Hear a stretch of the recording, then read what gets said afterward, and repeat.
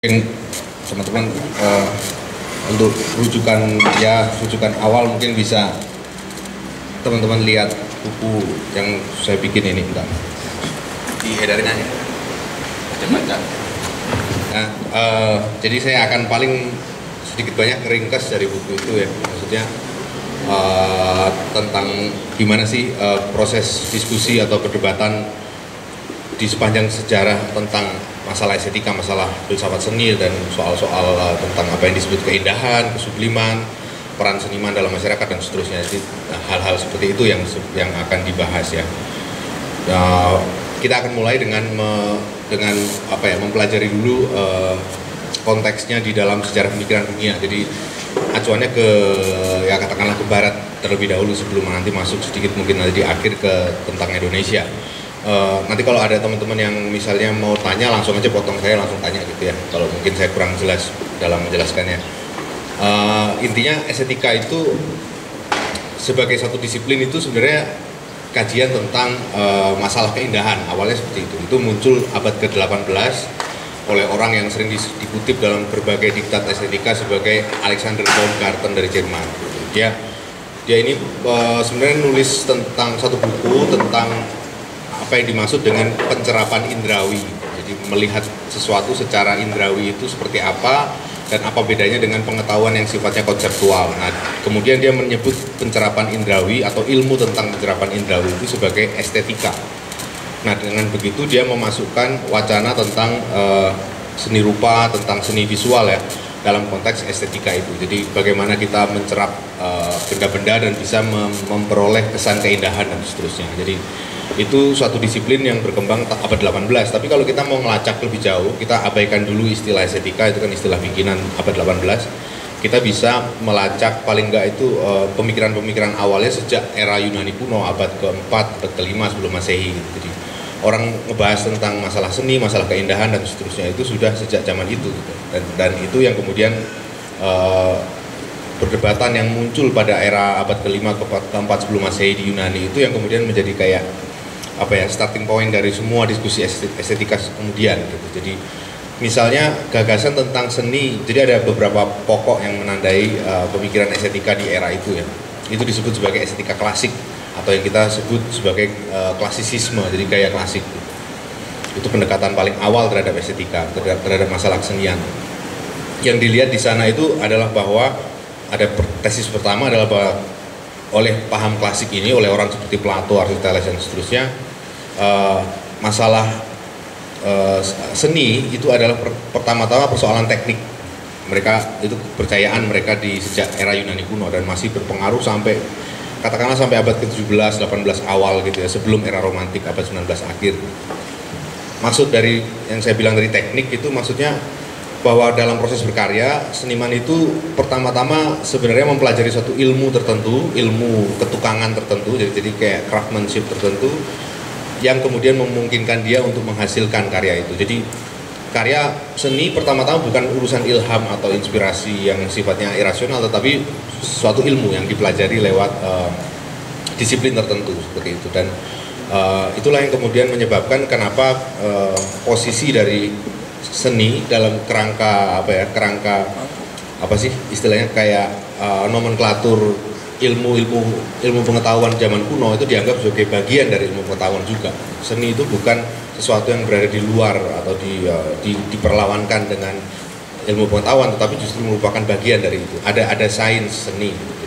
Jadi posisinya seperti itu waktu pada awal kemunculannya. Jadi itu persoalan seni sebagai teknik. Dan yang kedua berkaitan dengan persoalan seni sebagai teknik adalah konsepsi tentang seni sebagai mimesis ya. Ini teman-teman mungkin sudah sering mendengar istilah ini. Mimesis artinya peniruan ya, penyalinan terhadap kenyataan. Jadi orang seperti Plato, Aristoteles dan seterusnya itu percaya bahwa masalah kesenian itu sebenarnya masalah karya seni itu adalah masalah bagaimana si seniman itu menggambarkan dunia, menyalin dunia ke dalam medium lain gitu. Entah itu patung, lukisan dan seterusnya. Jadi yang jadi persoalan utama adalah soal penyalinan. Makanya teknik jadi penting karena orientasinya adalah mereproduksi kenyataan ke dalam wahana artistik tertentu. Nah, itu yang poin keduanya. Dan yang ketiga itu adalah bahwa Dan di poin ketiga ini adalah persoalan hubungan antara seniman dan publiknya, antara seni dan masyarakat. Orang-orang Yunani klasik cenderung melihat bahwa karya seni itu mesti dievaluasi berdasarkan kegunaannya bagi masyarakat. Jadi ada masalah evaluasi normatif terhadap karya. Jadi kalau karya ini membangun moral masyarakat, katakanlah seperti itu, maka karya ini dianggap sebagai baik dan seterusnya. Jadi evaluasi estetis terhadap karya itu bukan persoalan apakah dia sepenuhnya, apakah dia indah dari segi bentuk, apakah komposisi formalnya itu bisa disebut indah atau enggak. Bukan hanya itu, tapi juga terutama persoalan sejauh mana karya itu punya daya persuasif terhadap masyarakat sehingga masyarakat ini bergerak ke arah yang baik seperti itu. Jadi ada unsur moral dalam seni dan itu merupakan kepercayaan estetika klasik. Jadi tiga hal itu. Jadi yang pertama adalah konsep seni yang sifatnya teknis, yang rasional, dan yang kedua adalah persoalan seni sebagai mimesis, penyalinan dari kenyataan, dan yang ketiga adalah soal sifat didaktis seni. Jadi seni itu mengajari sesuatu, karya seni itu membimbing orang-orang untuk mencapai taraf kehidupan moral yang tertentu. Nah ini suatu pengandaian estetika yang sangat kuat berkembang di era Yunani kuno dan terus berkembang sampai zaman Romawi sampai dengan abad pertengahan. Jadi dominasinya terasa sekali bahkan sampai dengan abad ke-17. Di abad ke-17 orang masih bicara tentang semacam peran seni dalam usaha untuk membangun masyarakat yang modern dan seterusnya. Jadi yang sangat ditekankan adalah fungsi normatifnya dan juga evaluasi estetik yang sifatnya masih bercampur antara evaluasi kegunaan dengan evaluasi soal bentuk dan juga dengan evaluasi mengenai teknik, sejauh mana dia berhasil menggambarkan kenyataan secara akurat dan seterusnya. Nah itu dominasi estetika klasik dalam sejarah estetika ya. Jadi dan apa yang muncul kemudian itu sebenarnya reaksi terhadap kecenderungan klasik itu. Jadi reaksinya sudah muncul berulang kali dalam berbagai periode sejarah, misalnya di era Renaissance itu abad ke-16 itu sudah muncul resistensi terhadap pakem klasik itu dengan menekankan bahwa karya seni itu suatu domain yang otonom terpisah dari masyarakat. Dia nggak bisa dievaluasi atau ditakar baik buruknya, bagus enggaknya berdasarkan hubungannya dengan masyarakat, tapi harus dilihat dari segi komponen intrinsik formal bentuknya seperti itu. Nah itu sudah muncul di era Renaissance, tapi demikian pula juga dengan di beberapa episode dalam abad pertengahan ya. Tetapi tendensi umumnya masih seperti menempatkan seni sebagai ya seperti yang pakem klasik tadi. Jadi bahwa seni itu persoalan teknis, persoalan mimetik, dan persoalan moral seperti itu. Dan reaksi yang benar-benar sistematis terhadap pengandaian itu baru muncul sekitar akhir abad 19 dengan romantisisme ya.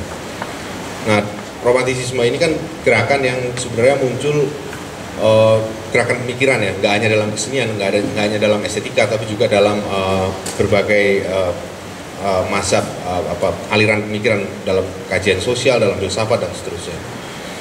Intinya adalah bahwa di situ ada beberapa pokok yang baru ya yang diketengahkan oleh estetika di era romantik. Yang pertama adalah bahwa seni itu sebenarnya pertama-tama merupakan hasil dari inspirasi yang sifatnya irasional. Jadi seniman itu menerima inspirasi dari katakanlah semacam entah dengan efek obat-obatan tertentu atau apa sehingga menghasilkan karya yang yang di luar biasanya, di luar pakem seperti itu. Jadi dan itulah yang dievaluasi sebagai karya yang baik menurut pakem romantik.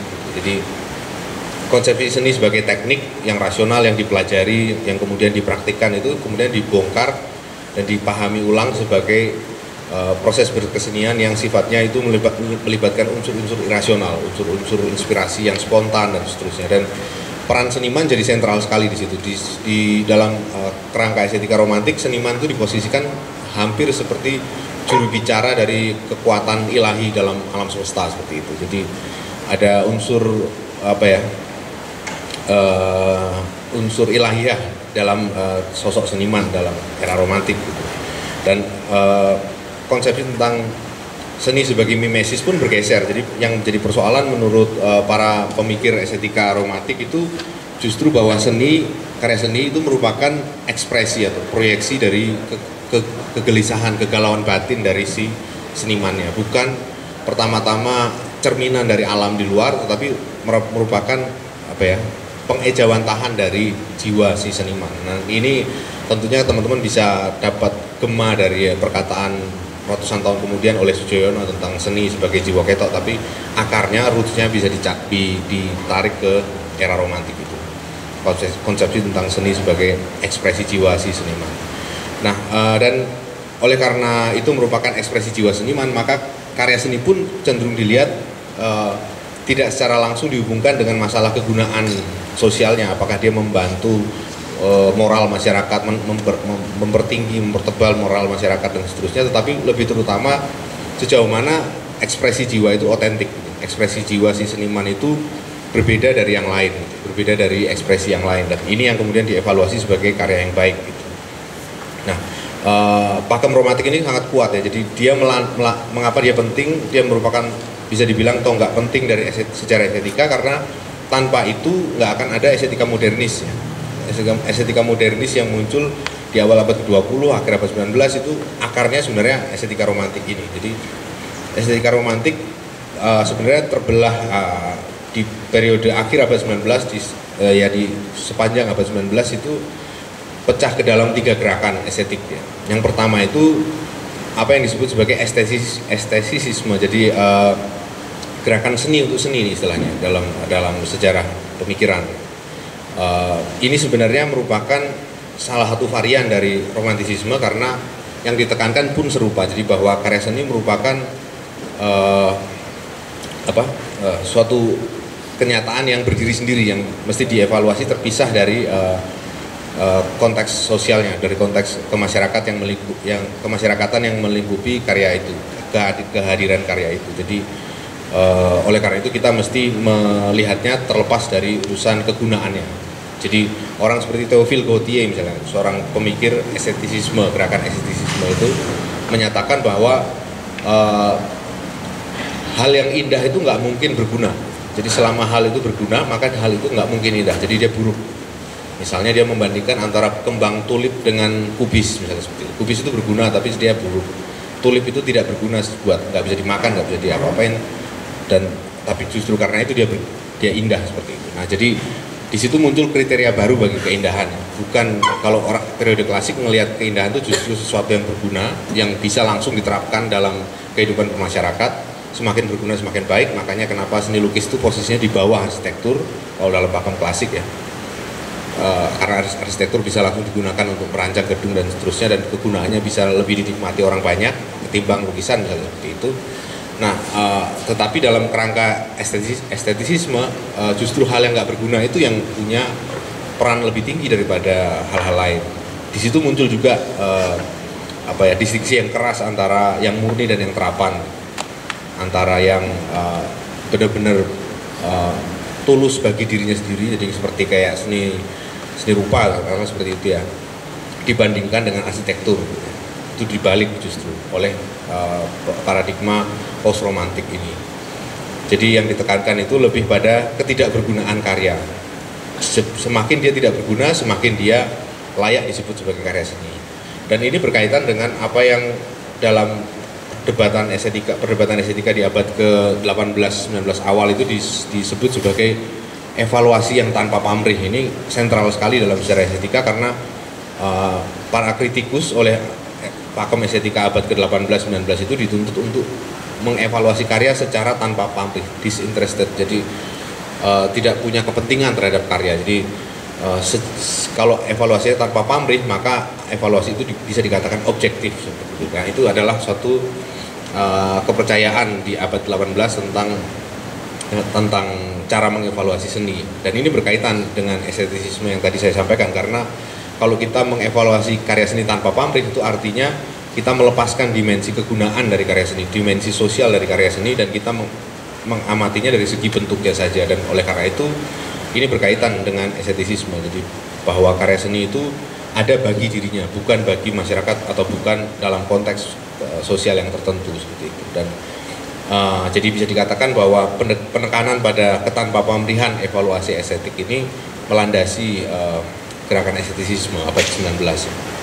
Nah, selain estetisisme, satu pola kedua dari turunan dari gerak estetika romantik itu adalah ekspresivisme. Ini yang dibuat yang ditulis oleh pemikir seni seperti John Ruskin misalnya, atau Collingwood di awal abad 20 ya, R.G. Collingwood. Intinya sederhana seperti yang tadi saya uraikan tentang estetika romantik, yaitu bahwa karya seni merupakan ekspresi dari jiwa seniman. Jadi keindahan karya seni itu sebenarnya keindahan, kalau kita bisa melihat suatu karya seni yang indah dan kita bisa merasakan keindahannya, yang kita rasakan ini sebenarnya keindahan si jiwa si senimannya, bukan karya itu sendiri. Jadi karena karya merupakan turunan atau manifestasi dari jiwanya si seniman. Jadi sejauh mana si jiwa seniman ini otentik, punya ciri khas sendiri, maka karyanya juga bisa kita rasakan otentik atau punya ciri khas sendiri. Jadi semuanya berpulang ke keunikan dari si senimannya seperti itu. Nah, ini adalah ekspresivisme yang di Indonesia tadi sangkutannya nanti sampai ke Sujoyono dan seterusnya. Nah, yang ketiga adalah gerakan formalisme yang berkembang dalam pemikiran orang seperti Cliff Bell dan Roger Fry awal abad 20. Intinya adalah kalau dalam formalisme ya seperti istilahnya itu sendiri kan sudah menunjukkan bahwa evaluasi estetik itu sebenarnya evaluasi terhadap komponen formal dari karya. Jadi semua evaluasi yang ngelibatin unsur lain itu tidak sah menurut formalisme. Misalnya kita ngelihat suatu lukisan atau ngelihat karya seni dan kita merasa nostalgis atau mengingat masa lalu karena karya itu, entah karena pilihan warnanya atau karena bentuk lain dan pertimbangan lain seperti itu, maka evaluasi kita itu ketika kita menuliskannya bahwa karya ini mengingatkan saya pada kampung halaman katakanlah seperti itu, atau mengingatkan saya pada masa kecil dan seterusnya, itu dianggap sebagai evaluasi yang tidak sah menurut kriteria formalis karena itu melibatkan unsur psikologis yang asing terhadap karya. Jadi yang harus dievaluasi dalam karya seni, dalam tulisan terhadap karya seni itu adalah hanya semata persoalan bentuknya saja. Jadi kita ngelihat bagaimana ritme atau komposisi dalam lukisan katakanlah seperti itu ya, warnanya, garisnya, distribusi bidangnya seperti apa, dan itu hal-hal seperti itu yang ditekankan dalam analisis kaum formalis seperti Cliff Bell. Jadi seluruh unsur yang dianggap di luar formal, di luar bentuk itu dikesampingkan. Makanya kecenderungan formalis ini disebut juga puritan. Jadi mau memurnikan pengalaman estetik hanya pada ranah bentuk saja. Jadi mengabaikan semuanya. Tidak hanya mengabaikan letak sosial atau konteks sosial dari karya itu, tetapi juga mengabaikan dimensi psikologis yang biasa muncul dalam ketika kita mengamati karya. Jadi ketika kita tersentuh dan seterusnya, itu semuanya diabaikan dalam kerangka estetika formalis. Nah, estetika formalis inilah yang kemudian melandasi sebagian besar dari pendekatan estetika modernis awal abad 20 oleh Clement Greenberg. Jadi kalau kita ngomong modernisme dalam seni, dalam tulisan-tulisan seni rupa, kita ngacunya kan ke Clement Greenberg di awal abad 20 ya, sampai tahun 50-an. Sebenarnya kakinya Clement Greenberg itu ada dua, yang satu formalisme, yang kedua adalah estetisisme. Jadi seni untuk seni dan evaluasi seni yang melulu soal bentuk. Nah, modernisme Greenberg ini terkenal dengan satu penekanan bahwa persoalan evaluasi estetik itu sebenarnya persoalan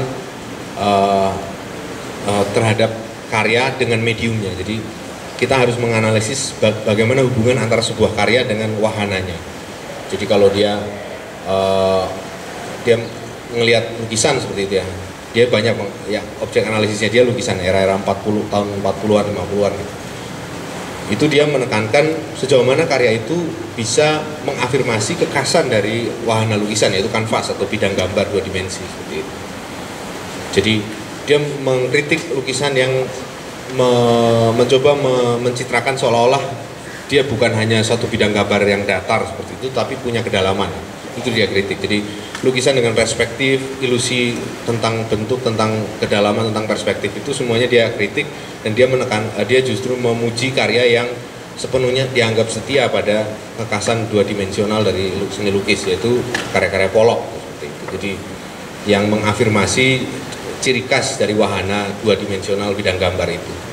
Nah, ini yang disebut sebagai doktrin kekhasan wahana. Jadi medium specificity. Jadi bahwa modernisme itu identik dengan doktrin kekasan wahana ini. Jadi kalau kita ngomong modernisme dalam seni, ya kita ngomong tentang kepercayaan pada kekasan wahana. Jadi bahwa seni lukis itu harus benar-benar setia pada ciri khas dari lukisan, yaitu wahana dua dimensinya. Jadi lukisan yang dihasilkan tuh harus katakanlah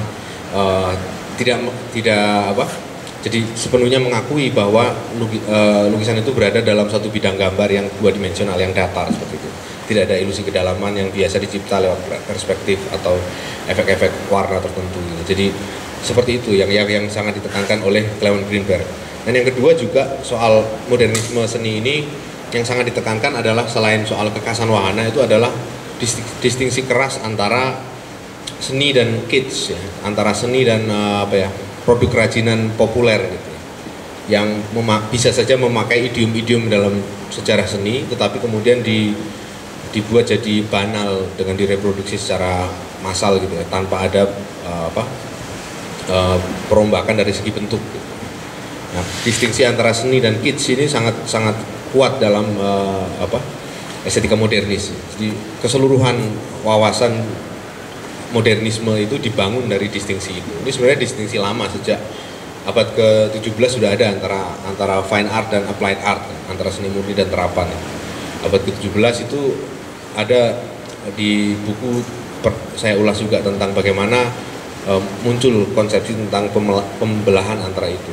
Jadi ada apa yang disebut sebagai sistem seni modern oleh orang, ini dirumuskan oleh orang di awal abad ke-20 kalau nggak salah, atau akhir pertengahan abad ke-20, Paul Oscar Christeller. Sistem seni modern ini sebenarnya distingsi keras antara seni yang sifatnya murni dan seni yang sifatnya terapan. Dan di situ semuanya digolong-golongkan dan dibuat hierarkinya seperti itu. Itu muncul di era abad ke-17-18. Dan distingsi ini yang kemudian diteruskan oleh modernisme, oleh Greenberg, menjadi distingsi antara seni murni, antara seni dan kitsch. Jadi itu sebenarnya kalau kita ngomong modernisme, maka kita acuannya ke dua konsep utama itu. Pertama itu soal doktrin kekasan wahana, yang kedua soal distingsi antara seni dan kitsch. Nah, Greenberg ini sangat populer ya, maksudnya dia dianggap sebagai seorang kritikus seni yang dianggap menentukan nasib para seniman ya, kalau pada era 50-an terutama. Jadi orang seperti Jackson Pollock itu diangkat statusnya sebagai seniman itu oleh Greenberg ini dan juga beberapa yang lain. Dan dia dianggap sebagai satu-satunya juru bicara dari estetika yang paling dijadikan acuan di Amerika seperti itu. Nah, tapi dia kemudian berhadapan dengan satu fenomena baru dalam seni rupa tahun 60-an ya, dengan munculnya seni konseptual, dengan pop art dan seterusnya, ketika paradigma estetiknya tidak lagi bisa menjelaskan. Jadi modernisme itu nggak bisa lagi jelasin mengapa karya-karya Andy Warhol misalnya dianggap sebagai karya yang yang baik secara estetik gitu, karena jelas itu menyalahi semua pakem estetik yang dipegang oleh modernisme, oleh Greenberg. Misalnya distingsi antara seni dan kitsch itu kan benar-benar dibongkar habis oleh karya-karya Warhol yang justru mengambil image atau bahkan mengemulasi produk fisik dari produk itu sendiri ya.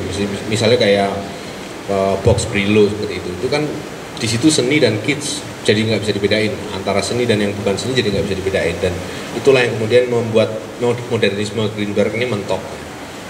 Selain pop art, Greenberg juga berhadapan dengan katakanlah kayak semacam musuh lain ya, yang sulit dia petakan posisi estetiknya, yaitu gerakan seni konseptual seperti yang muncul di zaman itu, yaitu Fluxus misalnya seperti itu. Di situ masalah antara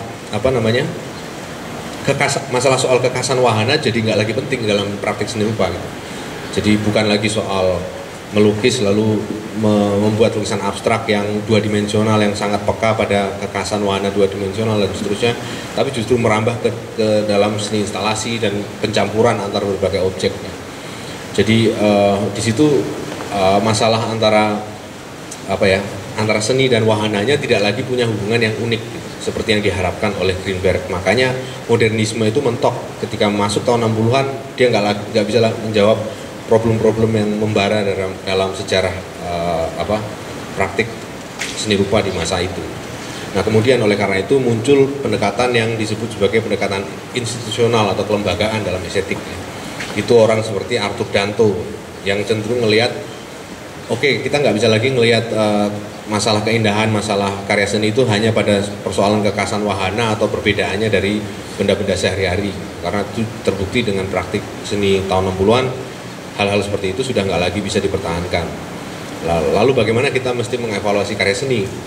Si Danto ini kemudian membuat satu pendekatan yang justru menekankan pada hubungan sosial. Jadi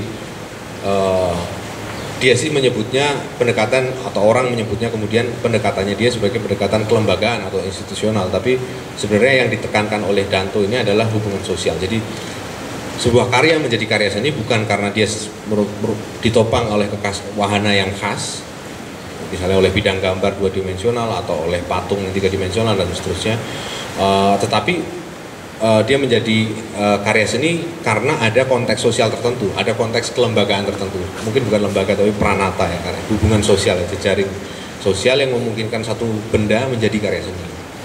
Yang membuat karya-karya Warhol menjadi karya seni misalnya, atau toiletnya Duchamp menjadi karya seni misalnya, itu bukan karena dia setia sama kekhasan wahana, karena apa yang khas dari wahana keramik toilet itu yang dipakai oleh Duchamp nggak ada hubungannya dengan sejarah seni rupa sebelumnya gitu.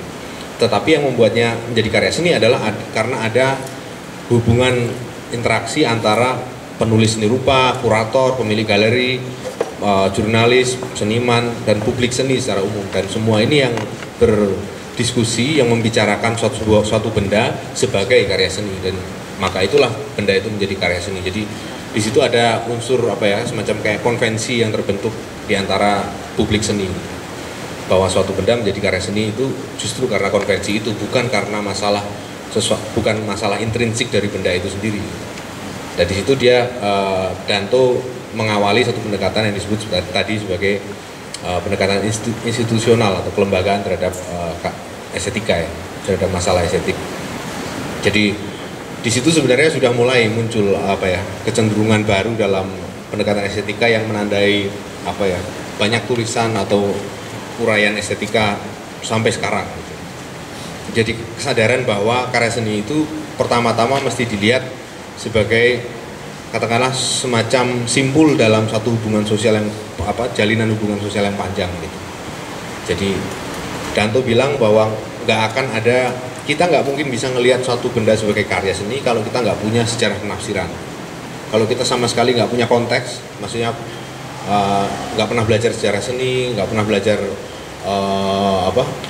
membaca tentang perdebatan di koran katakanlah tentang seni rupa, tentang estetika dan seterusnya, maka kita akan ngelihat ya toilet yang dipasang oleh Duchamp itu sebagai toilet, bukan sebagai karya seni seperti sampah yang dijadikan instalasi misalnya akan dilihat orang sebagai sampah, bukan sebagai karya seni, karena orang itu nggak punya sejarah tradisi pembacaan tertentu tentang seni dan sejarahnya seperti itu. Jadi itu menjadi penting, konteks itu menjadi penting oleh pemikir di dalam estetika yang ditekankan oleh Arthur Danto ini. Nah, sepeninggal Danto muncul usaha-usaha untuk menggali dimensi hubungan sosial dalam estetika. Seperti kalau kita ngelompat misalnya orang seperti Nicola Borio gitu, di akhir era 90-an menulis tentang estetika relasional yang menekankan bahwa masalah kesenian itu sebenarnya masalah hubungan sosial. Jadi bagaimana karya itu bahwa karya itu sendiri merupakan bagian dari usaha untuk menciptakan hubungan sosial yang baru. Jadi orientasinya lebih ke peristiwa sosial dari karya. Jadi misalnya yang dia pakai sebagai contoh dalam bukunya Estetika Relasional kan performanya Recreate itu yang mengajak makan bersama dalam satu acara pembukaan pameran seperti itu, dan karyanya adalah proses makan bersama dengan para pengunjung itu. Jadi hubungan sosial yang jadi objek pergulatan si seniman gitu.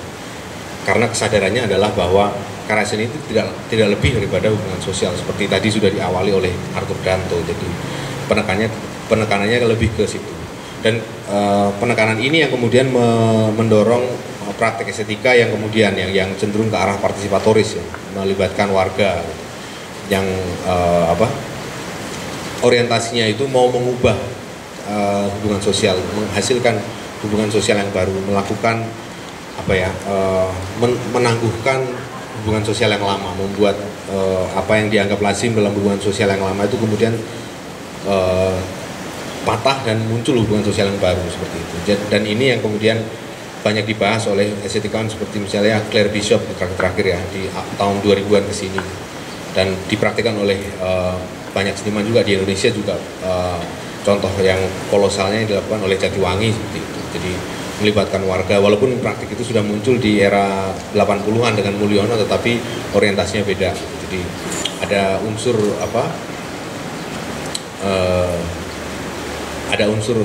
bisa dibilang post avant-garde gitu ya. Jadi kalau estetik atau gerakan seni di awal abad ke-20 sampai dengan di Indonesia sih sampai dengan era-era perlawanan terhadap Soeharto ya, itu ditandai oleh suatu insting avant-garde, jadi insting untuk memimpin, menjadi lead ya. Jadi garda depan gitu, memimpin rakyat atau masyarakat yang dianggap kurang sadar, terus kemudian datanglah si seniman untuk menyadarkan, makanya estetikanya disebut estetika penyadaran seperti itu.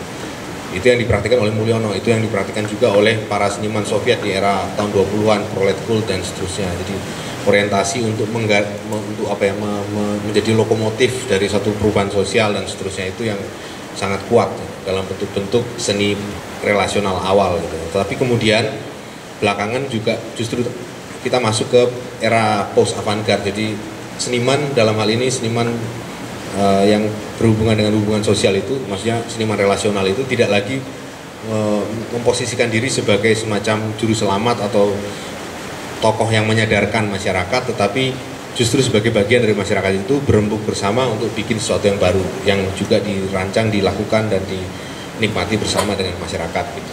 Itu adalah kecenderungan baru. Posisi seniman bukan lagi sebagai seorang pencipta, menciptakan karya, terus ada publik yang nonton dan seterusnya, bukan lagi juga sebagai agen pembawa kesadaran, agen perubahan gitu seperti kecenderungan estetika avant-garde, tetapi lebih sebagai organizer. Jadi dia hadir bersama masyarakat, ikut membidani lahirnya hubungan sosial yang baru, dan bersama-sama masyarakat untuk menghasilkan karya yang wujudnya bukan lagi benda ya, bukan semata-mata benda, mungkin bisa ada bendanya, tapi benda itu hanya merupakan katakanlah semacam bentuk tampilan fisik dari sesuatu yang sebenarnya karya seni sesungguhnya, yaitu hubungan sosial baru di masyarakat itu. Nah itu yang kemudian menjadi katakanlah kayak bisa dibilang kayak state of the art dari diskusi estetika yang muncul belakangan ini. Jadi kira-kira seperti itu. Kalau kita ngelihat di Indonesia sendiri sih dalam banyak hal uraian sejarah tadi banyak muncul juga gitu. Misalnya kayak yang tadi sudah saya sebut, Soedjojono menekankan tentang ekspresi karya seni sebagai ekspresi jiwa dari si seniman gitu. Walaupun akarnya tentu saja nggak sebenarnya sama ya. Soedjojono mungkin tidak membaca John Ruskin ya. Mungkin dia tidak membaca Collingwood dan seterusnya.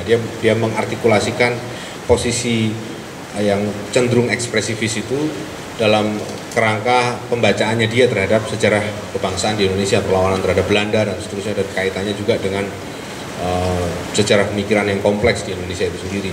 Beda akar historisnya lain ya. Kategorinya tetapi bisa serupa gitu. Formulasi yang dihasilkan oleh Soedjojono itu serupa dengan yang dihasilkan oleh John Ruskin di akhir abad 19. Dan juga ketika kita beralih ke era-era tahun 60-an, 70-an ya, dengan penekanan pada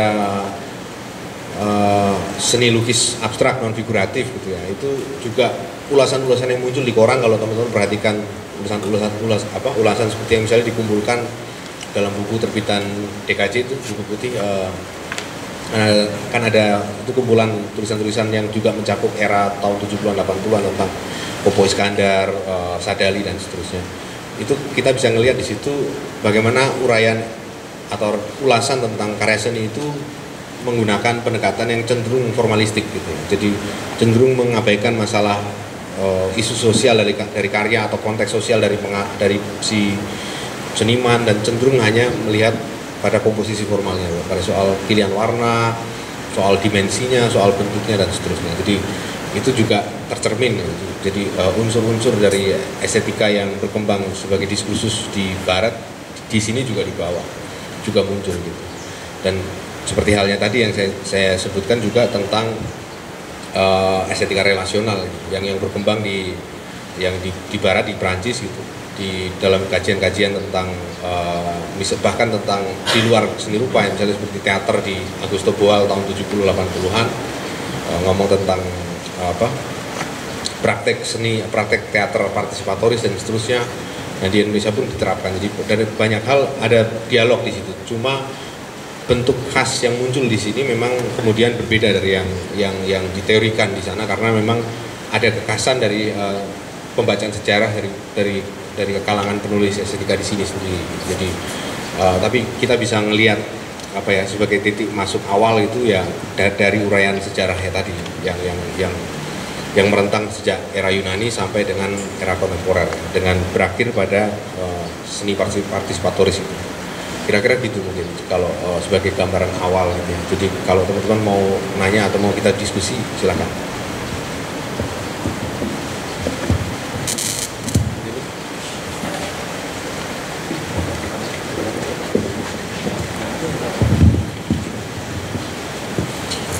Mas Martin mau nanya, tadi kan penjelasannya penekanannya lebih ke perkembangan intrinsik mungkin ya, atau gagasan dalam wilayah seninya.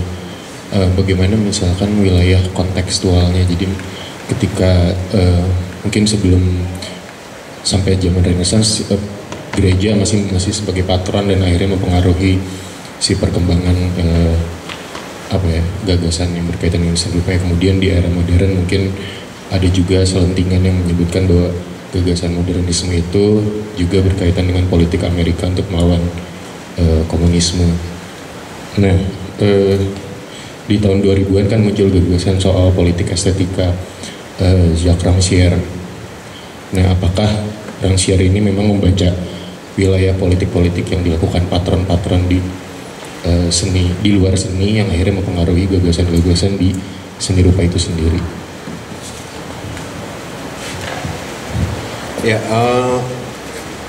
Ya memang tadi sebenarnya banyak konteks sih, semua yang saya uraikan tadi itu punya konteks sendiri-sendiri gitu ya.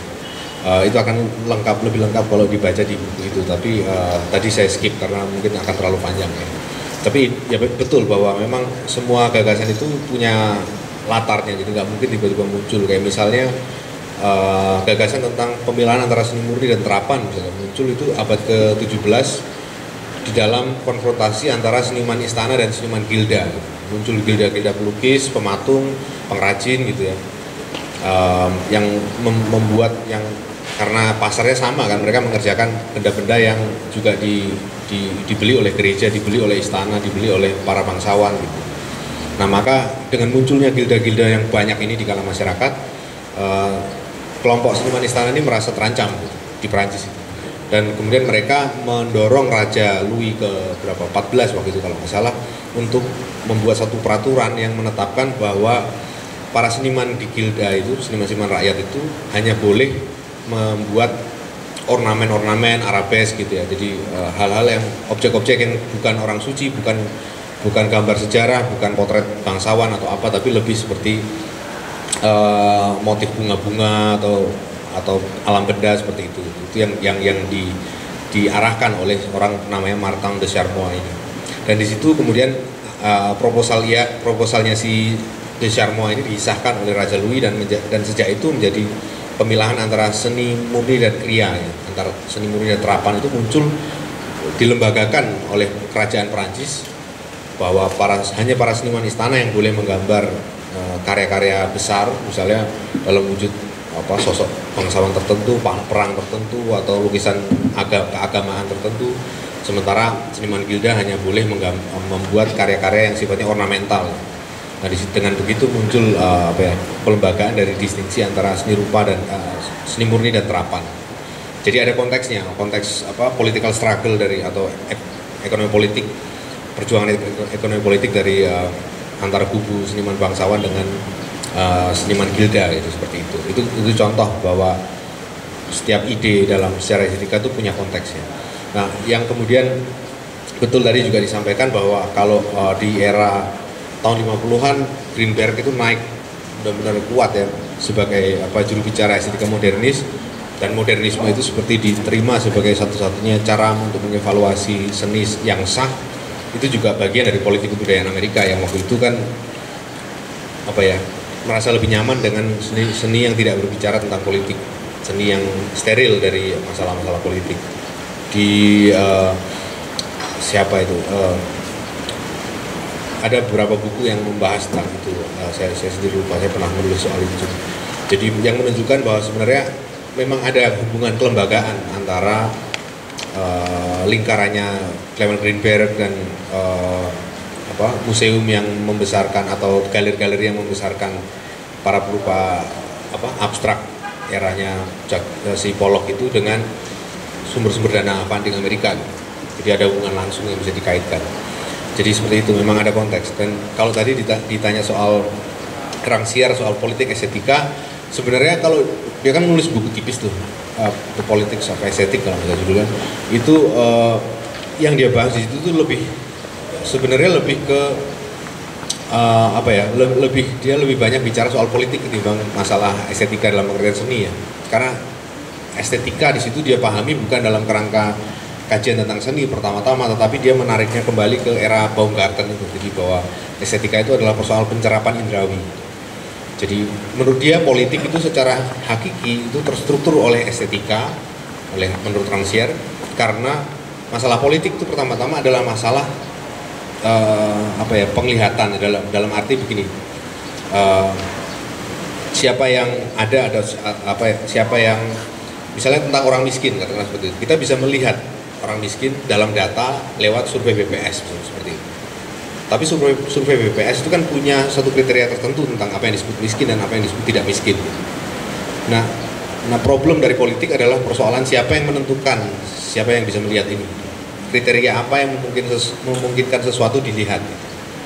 Nah ini sebenarnya konsep dia tentang politik estetika. Jadi bahwa politik itu terstruktur secara estetis karena politik itu pertama-tama persoalan pencerapan indrawi tentang siapa yang miskin dan tidak miskin, siapa yang tertindas dan tidak tertindas, siapa, dan terutama siapa yang memutuskan bahwa seseorang itu tertindas dan seseorang itu enggak tertindas. Itu yang menjadi persoalan sentral dalam politik menurut Rancière.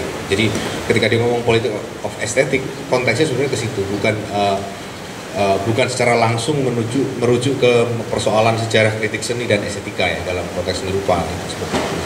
Itu yang saya lihat.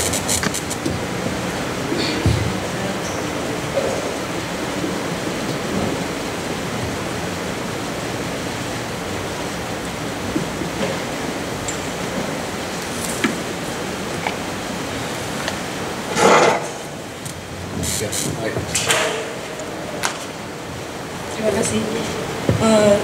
Mungkin saya lebih bertanya tentang estetika partisipatoris ya, karena saat ini juga saya sedang sangat tertarik dengan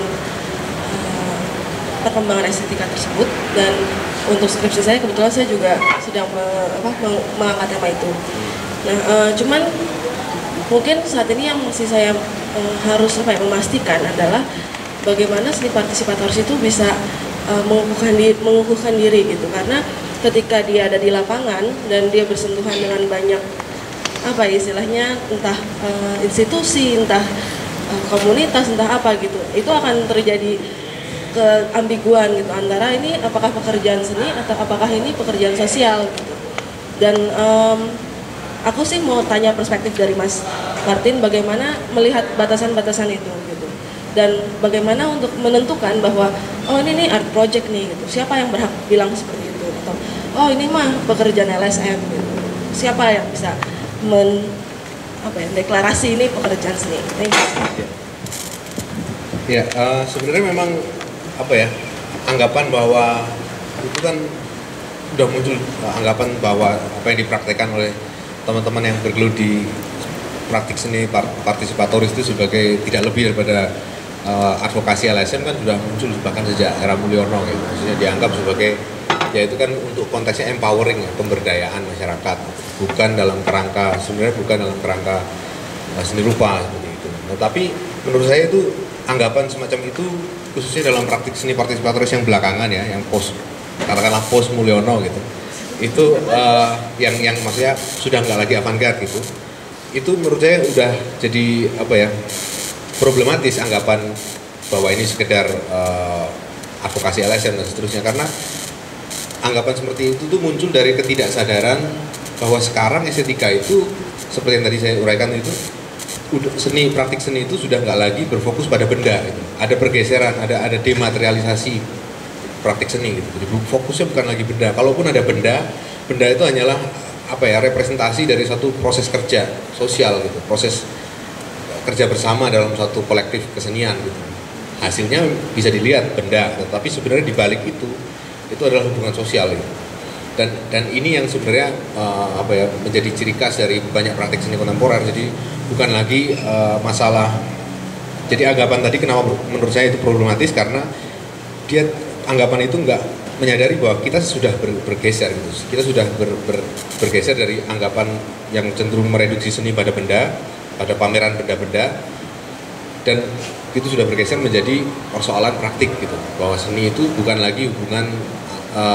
lagi masalah apa ya, kehadiran satu objek, tetapi lebih sebagai hubungan sosial. Jadi bagaimana mengubah hubungan sosial, dan bahwa karya seni itu sendiri sebagai hubungan sosial, itu sepertinya asumsi itu yang tidak disadari gitu. Dan itulah yang kemudian menimbulkan pandangan bahwa praktik seni sekarang cenderung sifatnya lebih ke advokasi atau lebih seperti ke LSM-an seperti itu. Jadi karena tidak dibaca itu landasan dari atau pergeseran dari konsepsi tentang kesenian itu sendiri. Jadi ketika ditanyakan tadi kemudian siapa yang berhak untuk menentukan bahwa ini adalah proyek seni bukan proyek LSM, katakanlah seperti itu, ya persoalannya sama sih sebenarnya, karena kita akan memang sulit mengharapkan seni partisipatoris itu terinstitusionalisasi seperti halnya seni lukis konvensional ya, maksudnya dipamerkan di galeri, terus kemudian dibeli dan dengan masuk dalam pasar seni rupa seperti seni pada umumnya yang mainstream seperti itu, karena memang akan sangat sulit, maksudnya cara pendekatannya pun sudah berbeda, jadi bukan lagi pada komoditas dalam pengertian benda seni yang dipertukarkan di pasar seperti itu, karena kita sudah bergerak pada level yang bukan lagi benda tetapi hubungan sosial itu. Jadi sehingga kita tidak mungkin juga tidak seharusnya mengharapkan bentuk institusionalisasi semacam itu, jadi yang maksudnya dimasukkan ke dalam galeri atau diterima dalam pasar seni rupa, karena pendekatannya pun sudah berbeda. Dan siapa yang berhak untuk mengklaim bahwa itu proyek seni dan bukan, ya dari kolektif itu sendiri gitu. Jadi dari misalnya seperti memang di sini ada agak tricky sih ya. Saya diskusi sama Arif Yudi, saya tanya apakah warga itu di Jatiwangi ketika bikin misalnya kayak festival musik Tanah Liat atau yang yang Binaragawan itu mereka mempersepsi itu sebagai suatu event seni nggak sih gitu. Dia bilang enggak sih, itu ya warga bikin aja gitu. Jadi seni itu muncul sebagai kategorisasi yang sifatnya post factum gitu, dari orang luar dan setelah maksudnya di luar komunitas itu sendiri. Jadi ketika kita punya wawasan tentang sejarah seni rupa, tentang praktik seni rupa, dan kita ngelihat itu, wah itu adalah suatu art project gitu. Padahal warga sendiri ngalaminya nggak dalam pengertian itu. Tapi kemudian kata Arif Yudi juga, dia bilang ya kami cerita sih ke warga bahwa sebenarnya kalau kayak gini, kalau orang-orang ngelihatnya ini yang kita kerjain ini karya seni loh gitu. Ya, gitu karya seni. Jadi warga juga tahu bahwa ternyata ini yang kita kerjain ini karya, maksudnya bagian dari seni rupa gitu. Mereka tahu, tapi mereka nggak terlalu banyak peduli dengan itu. Jadi sepertinya ya itu. Jadi karena kita pakai kategori-kategori yang sangat-sangat ketat kan dalam melihat itu mana yang seni dan mana yang bukan seni, warisan dari zaman pencerahan dan seterusnya. Jadi kita akan kesulitan untuk menghadapi bentuk-bentuk baru yang seperti partisipatoris ini. Jadi ya balik aja, kalau menurut saya acuannya yang bisa dipakai untuk menentukan apakah itu karya seni atau enggak ya komunitasnya sendiri gitu. Jadi kita nggak bisa lagi mengacu ke konsensus di kalangan publik seni, karena memang pengaruh dari pendekatan estetik yang lama itu masih dominan gitu. Kira-kira gitu sih.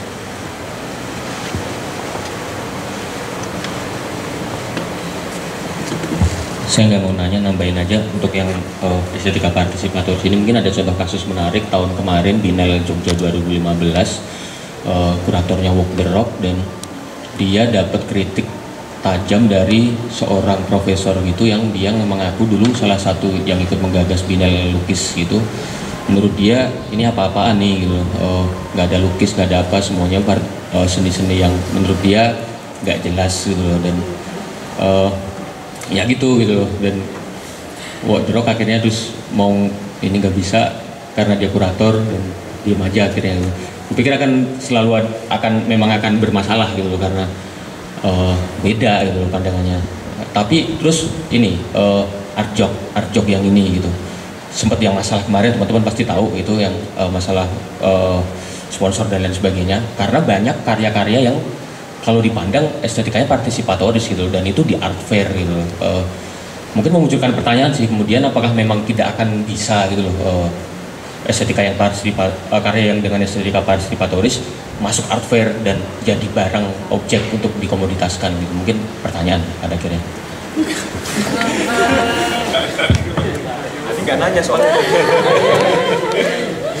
Iya sih, kayaknya gitu. Maksud saya sih sebatas ini melihatnya itu benar-benar project in situ ya. Jadi hanya bisa diobservasi, hanya bisa dialami, hanya bisa dipamerkan di tempat gitu. Di tempat semua itu terjadi gitu. Jadi ketika itu dicomot, ditaruh di art fair, ditaruh di pameran terpisah dari ini, akan jadi janggal kayak akhirnya pameran itu akan jadi semacam kayak reportase dari apa yang kita udah kerjain. Kayak misalnya kalau Mulyono bikin pameran gitu kan dia mamerin karya-karya anak-anak kecil yang dia latih gambar dan seterusnya. Jadi akhirnya seperti ya ini loh hasil report kami yang sudah kami kerjakan selama ini. Jadi lebih seperti itu, bukan sebagai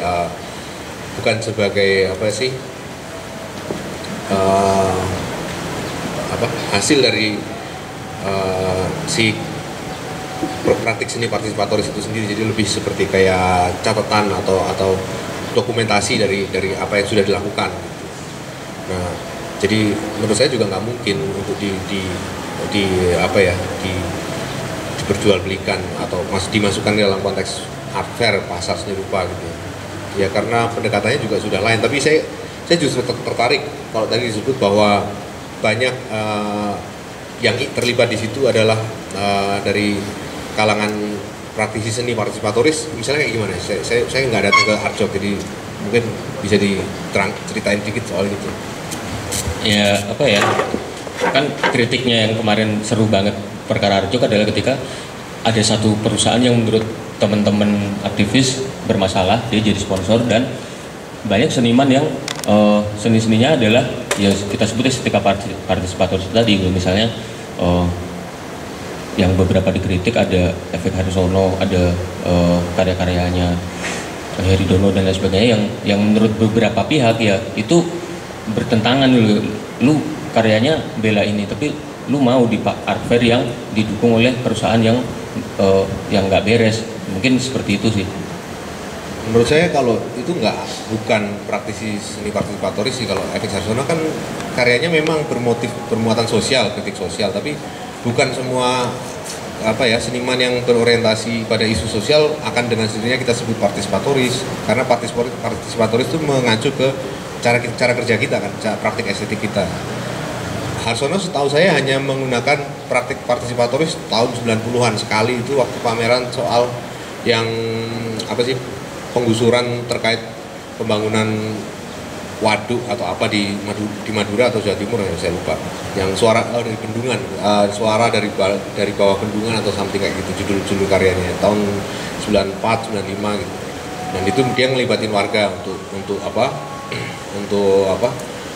untuk berproses dalam karya itu. Misalnya dia warga milih beberapa produk-produk setempat, misalnya kayak tanaman-tanaman tertentu untuk dipamerkan dalam karya, tapi partisipasi dalam pengertian yang sangat minimal seperti itu. Tapi selebihnya kayaknya dia nggak bekerja dalam konteks praktik seni partisipatoris ya. Jadi Dono juga sepertinya enggak. Dan ya mungkin ada kritik sosial lah, tentu saja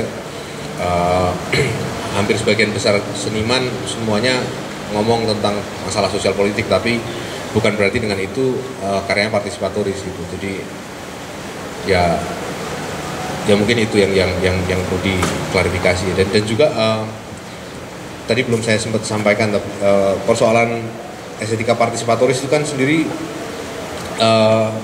ada banyak ragamnya gitu. Jadi kayak misalnya partisipasi dalam pengertian apa. Jadi kalau kayak kita nonton pameran tuh, kita datang ke pameran katakanlah yang konvensional, pameran lukisan, himpunan pelukis Jakarta katakanlah begitu, pameran di tim kita nonton. Nah itu kan juga kita berpartisipasi dalam pengertian sebagai pemirsa gitu, kita nonton gitu. Nah beda dengan misalnya kayak warga di Jatiwangi yang terlibat dalam proses berkarya, penciptaan karya dari awal sampai akhir gitu ya, ikut diskusi, ikut menentukan enaknya kita bikin apa, sampai bicara tentang enaknya kita bikin event yang kayak gimana, maksudnya pameran yang seperti apa gitu. Itu partisipasinya kan beda. Jadi ada partisipasi yang sifatnya pasif seperti tadi kita datang ke pameran nonton lukisan, dan ada partisipasi yang sifatnya aktif gitu. Dan yang aktif pun masih bisa dipilah-pilah jadi beberapa macam. Itu ditulis oleh si Claire Bishop itu kalau nggak salah di bukunya itu ya, tentang estetika partisipatoris itu. Jadi mungkin teman-teman bisa baca sendiri di sana gitu sih.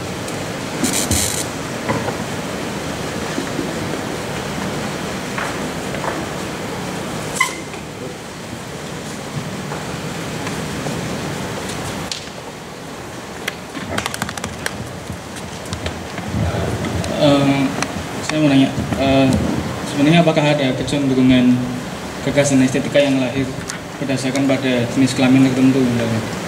Ya karena kalau di buku estetika itu kan estetika feminis itu ada di bab pendekatan yang lain. Sebenarnya bagaimana mengklasifikasikan gagasan-gagasan estetika itu? Karena kan setiap tubuh manusia kan merefleksikan realitas dengan cara berbeda-beda. Begitu juga dengan laki-laki perempuan. Dalam koridor estetika itu gimana, Mas? Ya, estetika feminis itu kan termasuk mazhab yang besar. Cuma di sini saya nggak nguraikan panjang, saya taruh di bagian akhir kan beberapa pendekatan lain.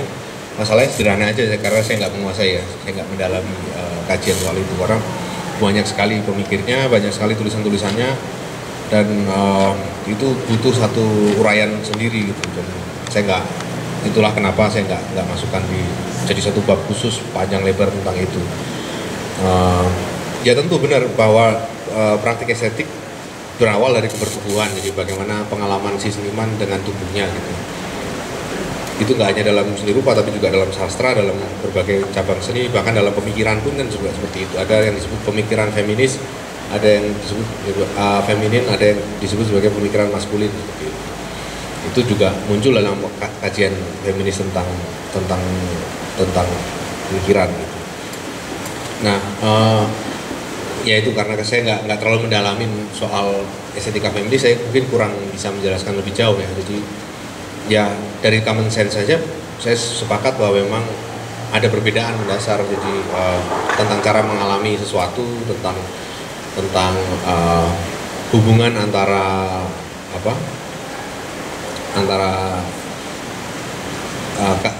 seniman dengan tubuhnya, juga dalam hal membaca isu-isu sosial pun juga pasti beda. Tapi saya juga sulit untuk mengatakan apa beda persisnya, karena saya khawatir terjebak dalam esensialisme yang mau membekukan bahwa pendekatan feminis itu perempuan itu seperti ini, pendekatan laki-laki seperti ini dalam hal seni gitu. Ada sih upaya seperti itu, kayak misalnya yang dibuat sama Ellen Sisu kan, dia bicara secara ketat tentang tulisan feminin dan tulisan maskulin gitu. bahwa ada cara menulis yang khas perempuan gitu. Nah itu saya nggak masuk ke situ karena khawatir nanti jadi apa? Jadi slippery jadi mudah tergelincir ke dalam esensialisme, jadi cenderung membakukan apa yang disebut sebagai pendekatan feminin dan pendekatan maskulin dan seterusnya seperti itu. Kira-kira gitu.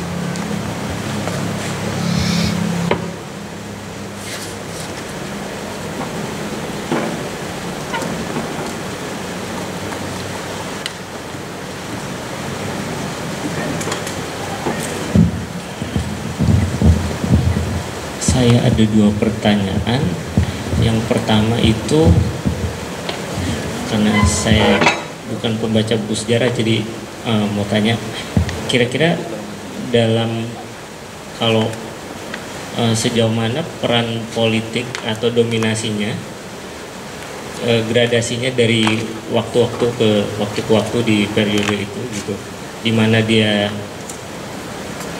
bisa sangat kuat atau di era mana dia cenderung longgar gitu. Terus yang kedua tentang gimana hubungan pergerakan seni di dunia dengan di Indonesia, bahwa misalnya kayak misalnya mungkin Sujoyono, dia ada jeda waktu yang lumayan lama sebelum dia dapat akses ke referensi lukisan di luar negeri gitu. Gimana perkembangannya dengan sekarang gitu, meskipun pasti ada adaptasi dengan konteks di Indonesia, tapi apakah itu semakin cepat atau semakin beriringan gitu periodenya gitu, atau malah itu on off ya gitu ya. Terima kasih. Ya, pertanyaan pertama soal hubungan antara politik dan sejarah, ya setiap periode sejarah ya pasti ada dimensi politik sih. Saya nggak ngelihat ada yang ada periode historis yang katakanlah bebas dari masalah politik, terus ada periode historis yang syarat dengan masalah politik. Saya rasa enggak, karena setiap periodenya, apalagi kalau kita ngelihat dalam sejarah estetika, hampir selalu beriringan. Jadi perkembangan masyarakat, perkembangan politik itu saling mempengaruhi dengan perkembangan pemikiran tentang seni. Jadi dilihat dimanapun selalu ada konteks politik gitu. Jadi penjabaran dari masing-masing konteks politik itu di buku saya uraikan. Contohnya ya tadi yang saya sebut tentang kemunculan distingsi antara seni rupa, seni murni dan terapan. Terus ya tadi disebutkan juga yang pada abad pertengahan ada kepentingan politik gereja dan seterusnya membentuk jaringan patronase tertentu, sehingga karya-karya yang muncul adalah karya-karya yang tertentu juga gitu, yang orientasinya misalnya dengan tema-tema tertentu, pilihan pokok ihwalnya juga tertentu seperti itu. Jadi ada selalu pengaruh politik dalam setiap aspek sejarah seni rupa gitu. Cuma problemnya kan seringkali itu dikesampingkan gitu.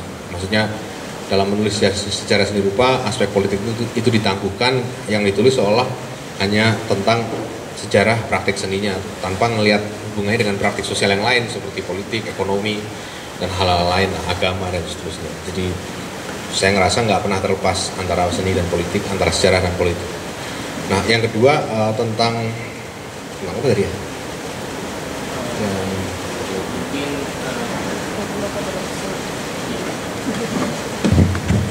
Sebenarnya pertanyaan saya yang pertama tadi memang dengan kesadaran bahwa tidak akan mungkin nggak ada pengaruh politik, cuman saya tertarik dengan kemungkinan gradasi dominasinya itu, apakah mungkin ada naik turunnya gitu. Anyway, yang kedua pertanyaannya lebih ke, saya penasaran tentang gimana hubungan pergerakan seni di Indonesia dengan di luar negeri. Mungkin karena dengan kemudahan akses, apakah itu jadi semakin waktunya itu sama atau gimana gitu? Iya, kalau soal yang gradasi tadi tentu porsinya beda-beda ya, maksudnya politik selalu mewarnai setiap periode sejarah, cuma dengan cara seperti apa itu wujudnya bisa lain-lain gitu. Tentu saya nggak bisa menguraikan semua interaksi antara sejarah dan politik untuk sekarang ini, tapi gambaran besarnya silakan nanti dilihat di buku itu. Tentang hubungan antara seni rupa di Indonesia, sejarah seni rupa di Indonesia dengan yang di sejarah seni rupa dunia dan estetika yang berkembang di dunia, ya saya rasa semakin dengan semakin maju ilmu teknologi komunikasi dan seterusnya, hubungan itu akan semakin mendekat, dalam arti apa yang terjadi di Eropa, di Jepang, di Amerika juga dengan cepat didiskusikan di sini. Artinya kalau Sujoyono dulu perlu belajar dulu pada Bernadi tentang pakem-pakem cara ngelukis ya, tentang model barat gitu. Sebelum akhirnya menemukan gaya sendiri, ekspresionismenya dia, dan juga setelah ikut dengan memperkaya wawasan visualnya dengan lukisan-lukisan barat dan seterusnya, itu butuh waktu proses ya, ada gap, ada jarak gitu ya, karena persoalan informasi nggak tersebar merata di dunia waktu itu kan, dan sekarang kan cenderung lebih bisa cepat tersebar, otomatis juga semua yang dibicarain di barat katakanlah, atau di Jepang atau di tempat-tempat lain di dunia itu dengan cepat kita bicarain juga di sini, dan praktik seni pun juga seperti itu. Jadi misalnya kayak ketika Ruru bikin yang makan-makan bareng itu sekitar tahun berapa itu? 2003. Laker Eton. Ya, Laker Eton itu. Sounder Petalen itu ya. Ya itu kan juga praktik yang serupa juga terjadi kan, maksudnya dalam yang dibicarakan oleh Borio di estetika relasional itu yang dilakukan oleh Rick Reed, ya, seniman dari Thailand, dia bikin performance yang serupa di Amerika gitu. Jadi nggak jauh beda juga, maksudnya itu era 90-an sih, tapi jarak waktunya sudah sangat-sangat dekat gitu. Artinya proses dialog antar tradisi itu semakin cepat proses, karena dengan adanya kemajuan teknologi informasi yang pesat seperti itu. Jadi dalam hal kajian-kajian estetika pun juga kita bisa ngelihat gitu. Misalnya kayak tulisan-tulisan di era 70-an katakanlah atau 60-an tentang seni rupa itu misalnya hampir bersih dari teori.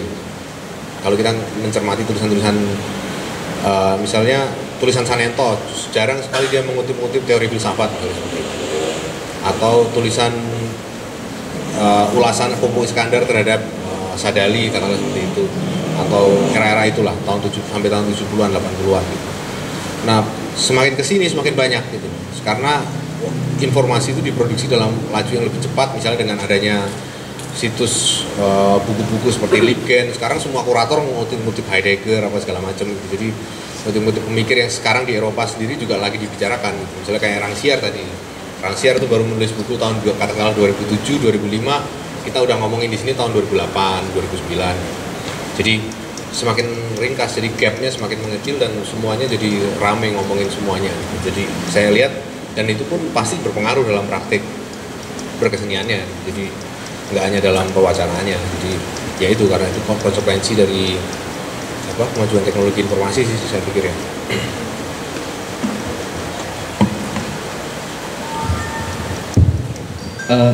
Sebelumnya saya mau minta maaf karena mungkin tadi saya kurang mendengar ya.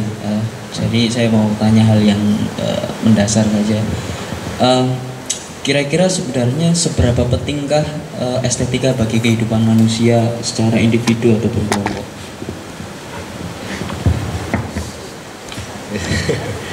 Sebenarnya nggak penting-penting amat sih, karena ini kan kalau untuk secara kehidupan secara umum ya, maksudnya banyak jenis pekerjaan lain selain menjadi pemikir estetika atau penulis estetika seperti itu ya. Jadi hanya saja kalau kita mempersempit skopnya pada konteks seni rupa atau kritik seni itu, jadi penting dalam pengertian ya untuk bisa merumuskan satu uraian seni rupa atau uraian tentang sastra atau tentang teater, tentang musik yang bertanggung jawab, kan orang harus membaca secara orang debat. Jadi bahwa ide-ide, sering kita punya ide-ide yang sepertinya baru kan. Nah, ini ide baru nih, bahwa misalnya seniman itu tidak mencipta karya tetapi hanya meneruskan impuls batin yang berasal dari Tuhan, katakanlah seperti itu. Ada katakanlah seorang berpendapat seperti itu pendapatnya dia sendiri. Nah kalau dia baca sejarah estetika, baca sejarah perdebatan estetika, dia akan melihat bahwa apa yang dia omong itu mengulang apa yang dikatakan orang 2000 tahun yang lalu, 3000 tahun yang lalu, era-era Yunani kuno dan seterusnya. Itu pandangannya seperti itu. Jadi ada juga pandangan sebelum era klasik, ketika zaman shamanisme itu orang cenderung melihat seniman itu sebagai orang yang kerasukan seperti itu. Nah itu kalau orang belajar sejarah estetika, pendekatan estetika, orang akan ngerti bahwa banyak ide yang berlontaran sekarang itu punya sejarahnya dan akan baik kalau itu dilacak sejarahnya. Nah itu pentingnya di situ sebenarnya. Yang tentu saja nggak untuk dalam konteks kehidupan secara umum ya sama pentingnya sama nggak pentingnya dengan semua ilmu-ilmu yang ada di dunia ya. Tetapi ketika kita masuk ke dalam hal yang spesifik seperti penulisan seni rupa atau kurasi atau kritik, nah kita dituntut untuk mempertanggungjawabkan argumen kita. Kenapa ini menarik? Kenapa karya ini bagus? Alasannya apa? Gitu. Nah, dari alasan itu kan nanti kita bisa berdebat gitu. Dengan pendekatan estetik. Macam apa hal itu bisa dikatakan baik? Terus kemudian kita, lawan bicara kita bisa membongkar dengan menunjukkan bahwa pendekatan estetik itu ketinggalan zaman. Sudah ada pendekatan estetik ini yang membantah semua poin-poin pendekatan estetik yang tadi misalnya seperti itu. Nah di situ muncul dialog, muncul diskusi yang kaya tentang yang akhirnya juga bisa mendorong para seniman untuk berpraktik lebih jauh lagi gitu. Bisa menuntut para seniman menunjukkan bahwa ada bentuk-bentuk ada imajinasi baru tentang seni rupa yang belum pernah dipraktekkan gitu, yang bisa dilakukan misalnya dengan tadi soal estetika partisipatoris gitu. Banyak seniman kita masih bergerak pada wilayah yang non partisipatoris yang sifatnya masih konvensional, melukis dengan melukis dan dipamerkan dan unsur-unsur lirisisme dalam estetika dalam seni lukis Indonesia kan masih kuat ya. Dan itu masih berpengaruh gitu. Dan hal-hal seperti itu kalau nggak diinterogasi lewat estetika kan akan sulit juga untuk berkembang gitu. Nah tujuan dari estetika kegunaannya itu lebih ke situ. Jadi dia memancing, memprovokasi orang sesama penulis seni rupa ataupun juga senimannya itu sendiri untuk bikin karya yang lebih mengganggu gitu, yang menerobos pakem lama gitu. Jadi tujuannya di situ sih. Dan seringkali ini sangat menurut saya sendiri estetika atau disiplin kajian tentang estetika itu penting juga untuk kurator. Karena seringkali kan dalam catatan kuratorial kita melihat banyak tuh pemikir-pemikir dikutip, mulai dari Merleau-Ponty sampai yang pemikir pasca kolonial, Homi Bhabha, Spivak dan seterusnya, semuanya dikutip. Nah, dengan kajian estetika itu sebenarnya kita membantu kita merapikan itu. Mana yang sebenarnya pantas untuk dikutip dalam kepentingan itu, mana yang sebenarnya cuma bunga-bunga aja jadi bisa dibuang gitu. Kan sering banyak dikutip tetapi sebenarnya nggak perlu amat untuk dikutip, cuma kayak name dropping. Nah, kajian estetika itu membantu kita untuk menghindari name dropping, bukan untuk memperbanyak name dropping ya, tapi justru tahu kapan kita menggunakan teori A untuk konteks karya apa. Jadi nggak semua teori dipakai untuk menjelaskan satu karya, itu kan namanya name dropping ya, kita bawa nama orang banyak, itu nggak perlu mubazir. Nah, estetika perlu berguna untuk itu, untuk membuat kita tulisannya lebih terarah aja gitu, jadi nggak mencar-mencar, nggak random gitu. Seperti itu kalau ditanya tujuannya, kegunaannya.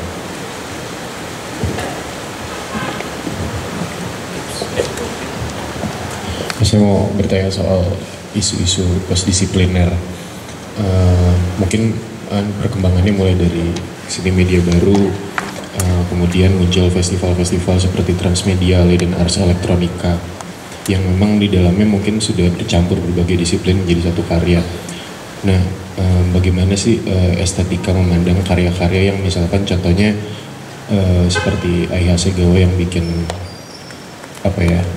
patung dan kepala dia yang ambil dari DNA, diambil dari puntung rokok atau rambut manusia, kemudian dibikin patungnya, data-datanya diambil dari DNA itu. Nah, bagaimana estetika keilmuan estetika ini bisa membaca kecenderungan-kecenderungan yang disebut postdisipliner itu belakangan ini?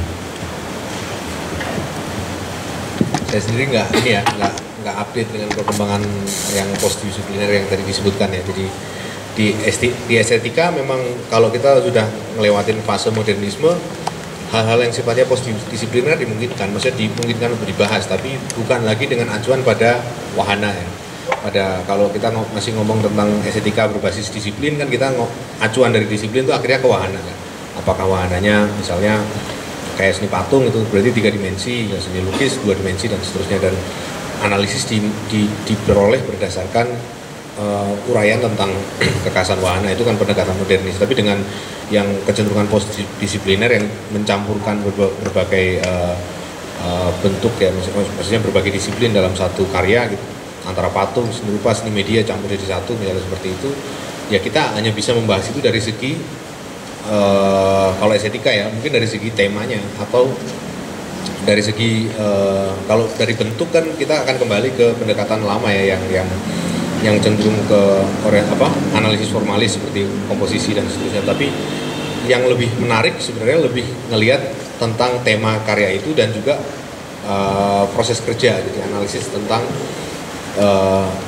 bagaimana suatu karya dihasilkan lewat proses seperti apa, lewat interface antar ilmu seperti apa, apakah juga dengan melibatkan katakanlah ilmu biologi tadi di DNA, atau dengan mekatronika seperti yang dilakukan oleh teman-teman di House of Natural Fiber kan pakai juga ilmu-ilmu yang sifatnya ngerakit mesin dan seterusnya, mesinan kayak gitu-gitu. Jadi itu yang kemudian dipetakan gitu. Kajian estetikanya justru harus sudah mengendorkan definisi seni, jadi nggak lagi pada aspek apa yang secara konvensional kita anggap sebagai seni. Orang kan biasa secara konvensional menganggap seni sebagai praktik menghasilkan karya berdasarkan perasaan atau intuisi atau apa. Itu kan juga ketinggalan zaman banget kalau kita ngelihat bentuk-bentuk seni yang mengambil atau mengadopsi dari sebagian dari unsur ilmu pengetahuan kayak biologi, mekatronika, macam-macam lah itu ya, teknik sipil dan seterusnya. Jadi persoalan seperti itu kemudian menarik untuk dibahas justru dengan melihat seni dalam pengertian yang longgar, bukan lagi sebagai satu disiplin tetapi sebagai proses kerja, jadi cara bekerja atau metode bekerja gitu. Bagaimana kita mengapropriasi berbagai ilmu maupun citraan-citraan dari berbagai medan gitu, dari dunia seni rupa sendiri, dari dunia populer dan seterusnya, dicampur dengan keahlian kita dalam hal ilmu-ilmu tertentu kemudian untuk menghasilkan karya. Jadi keseluruhan proses ini yang kemudian dianalisis berdasarkan yang dilihat gitu loh. Bukan lagi pada sejauh mana karya itu mencerminkan kesetiaan pada wahana ataupun pada persoalan komposisi formalnya aja, tapi lebih ke situ. Dan juga mungkin juga bisa diperiksa tujuan dari karya itu apa. Jadi karena seni yang yang setelah modernisme itu kan adalah seni yang tidak lagi tidak lagi jijik pada tujuan. Kalau modernisme itu kalau menurut modernisme kan seni seyogianya jijik pada tujuan. Jadi tujuan seni adalah itu seni itu sendiri, jadi nggak boleh bertujuan sesuatu di luarnya. Sementara kalau karya-karya instalasi yang udah ngelibatin ilmu-ilmu khusus itu biasanya berorientasi pada satu tujuan tertentu. Tujuan misalnya kayak yang tadi House of Natural Fiber kan orientasinya ke empowerment, sejauh mana karya itu bisa digunakan oleh masyarakat untuk mencapai kegunaan apa, atau kadang juga untuk membukakan satu perspektif baru dalam melihat kenyataan dan seterusnya. Jadi ada tujuan, dia mau bicara sesuatu, dan hubungan antara tujuan dan karya itu yang kemudian dianalisis dibandingkan dengan metode kerjanya gitu.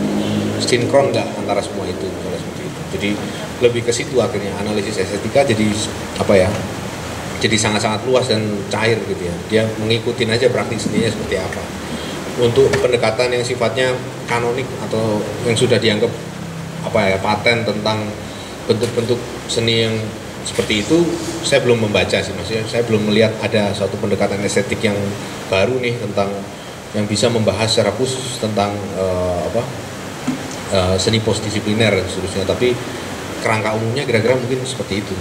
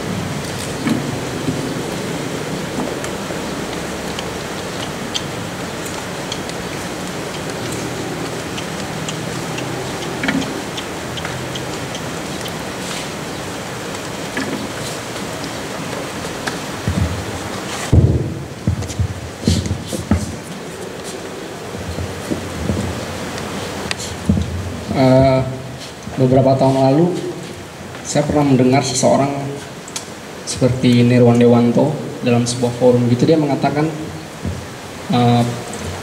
karya-karya orang-orang kiri itu jelek. Bukan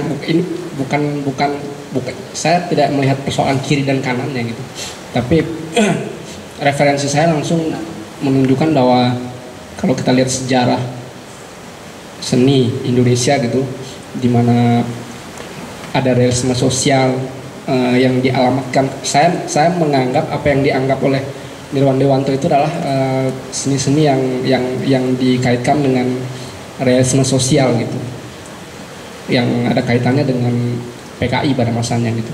Nah, di masa sekarang misalnya saya melihat misalnya ada karya-karya cukil dari mungkin kelompok-kelompok seperti Taring Padi gitu, dan memang di sana dia punya itu tadi, kalau estetika itu mungkin dia lebih ke kegunaan kali ya, misalnya bahwa itu sebagai alat propaganda gitu. Nah, ada juga saya kebetulan datang pada sebuah pameran yang sebenarnya itu penggalangan dana diadakan di salah satu kantor LSM Hak Asasi Manusia, di mana di situ ada gambar Munir, Mahatma Gandhi, dan di sana ada beberapa lukisan-lukisan para perupa gitu. Nah, sebenarnya kan apakah estetika itu nggak bekerja di titik itu gitu, sehingga misalnya apakah estetika itu berperan terhadap bagaimana cara kita melihat bahwa ini karya bagus atau enggak gitu. Apakah estetika itu serumit selera orang gitu, bahwa setiap orang punya seleranya masing-masing gitu. Gitu aja sih, Mas. Ya, memang diskusi tentang estetika itu kan nggak pernah bisa final ya, dalam pengertian tentang rasa orang nggak bisa berdebat, ada peribahasa Latin bilang gitu. Jadi orang seringkali mengidentifikasi masalah estetika itu masalah rasa, masalah selera sendiri, dan akhirnya kita nggak mungkin berdebat secara konklusif ya, sampai pada kesimpulan tentang hal yang sifatnya relatif buat semua orang. Nah, tetapi sebenarnya kalaupun memang serumit itu, tetapi kan ada semacam kayak patokan-patokan umum untuk mendekati yang bisa dijadikan patokan bersama. Misalnya tentang hubungan antara seni dengan antara sebuah karya dengan masyarakatnya, atau antara bahkan dalam pretensi formalis pun kan sebenarnya mau berusaha orang seperti Roger Fry gitu mau membakukan suatu rumusan tertentu bagi suatu citraan visual untuk dikatakan indah. Itu ada, dia mau mencoba merumuskan gitu, walaupun gagal ya orang mendebat itu. Dan juga belakangan juga dengan perkembangan neuroscience dan seterusnya muncul kecenderungan estetika yang disebut neuroestetik gitu, yang mau menunjukkan bahwa masalah keindahan itu sudah tertanam dalam saraf kita, saraf otak gitu. Kenapa kita cenderung suka komposisi tertentu universal ya, sejak zaman Yunani kuno sampai zaman sekarang orang akan cenderung melihat lukisan ini bagus dan lukisan ini jelek. Kok bisa sama? Observasi umumnya ini kok bisa sama, karena menurut neuroestetik ada saraf tertentu yang memungkinkan itu gitu. Kemudian juga ada kajian estetika yang berbasis pada biologi evolusioner yang menunjukkan bahwa pola tertentu, pola visual tertentu itu cenderung lebih dianggap indah karena itu berkaitan dengan sejarah evolusi kita dalam usaha untuk survival. Kenapa warna tertentu dianggap lebih bagus, warna tertentu orang akan cenderung nggak suka gitu. Itu ada hubungannya dengan sejarah kita sebagai spesies. Jadi panjang sekali perdebatan tentang objektivitas dalam estetika. Tapi intinya adalah dia punya peran dalam pengertian, estetika ini punya peran dalam pengertian dia membantu kita mengarahkan diskusi. Jadi dalam arti dalam ranah apa kita diskusi, dan kita bisa kemudian memperdalamnya dalam konteks ranah itu. Misalnya kita ngomong tentang hubungan antara seni dan kegunaannya bagi masyarakat. Kalau tadi dikaitkan dengan karya-karya lekra gitu, atau karya sukil kayu yang dibikin oleh Taring Padi seperti itu. Ya jelas, jadi itu tujuannya kaitannya dengan masalah advokasi, masalah penyadaran orang, pemberdayaan, empowerment dan seterusnya. Nah, cuma berkaitan dengan masalah kecenderungan dalam realisme sosialis gitu. Yang menarik sebenarnya juga dalam perkembangannya kan kecenderungan untuk memberikan advokasi atau unsur-unsur sosial yang kuat dalam karya itu bisa dilakukan tanpa menggunakan idiom-idiom yang sudah direpetisi lama gitu. Problem dari pendekatan realisme sosialis ketika mau dicoba diterapkan lagi dalam praktik seni kontemporer kan akan terasa sangat kuno dalam pengertian itu. Jadi kita mengambil idiom lama, misalnya sosok-sosok petani yang krempeng, yang kelaparan dan seterusnya, kita ambil itu, kita taruh lagi dalam karya, misalnya dalam medium cukil kayu dan seterusnya, dan kemudian itu kita mengharapkan sesuatu yang baru dari situ, padahal ya susah juga karena kita mengolah dari pakem-pakem yang lama. Jadi seharusnya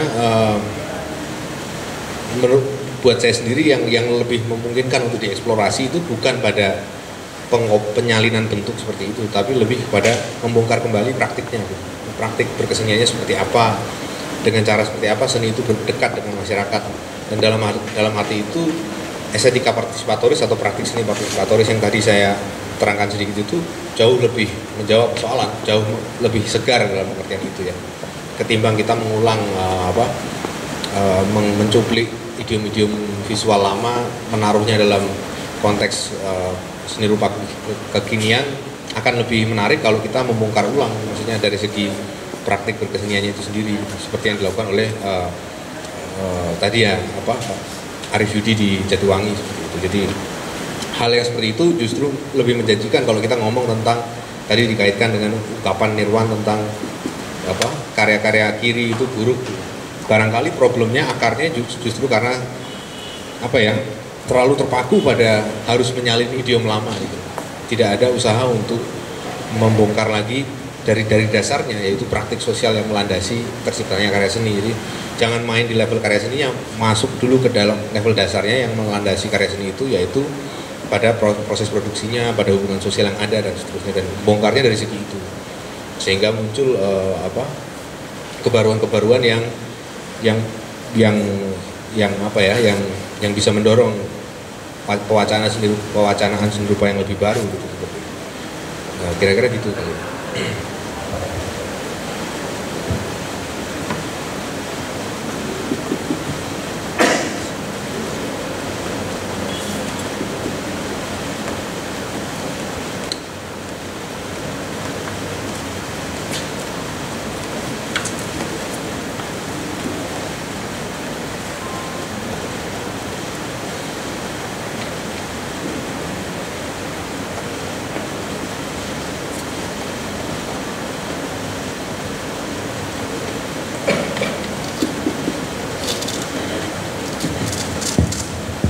Sebelum makan siang biar cepat, apakah mau makan siang, apakah ada tips name dropping yang nggak norak gitu?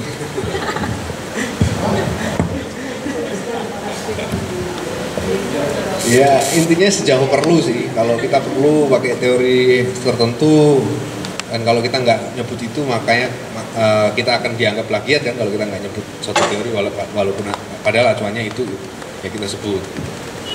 Tetapi kalau itu nggak perlu, maksudnya nggak membantu kita menjelaskan masalahnya, ya nggak usah disebut. Maksudnya